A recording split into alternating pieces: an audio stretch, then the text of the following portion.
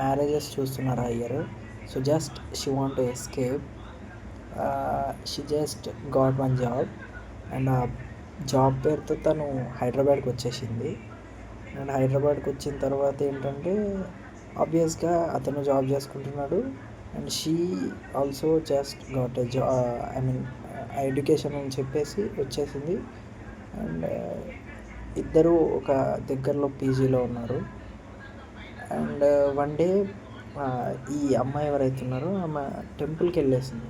టెంపుల్కి వెళ్ళి ఒక థ్రెడ్ ఉంటుంది కదా, జస్ట్ రెడ్ థ్రెడ్ దేవుడి దగ్గర ఉంటాం కదా, అది తీసుకుంది. సో అంటే తను ఏంటంటే దాన్ని కడదాం అనుకుంది అతనికి.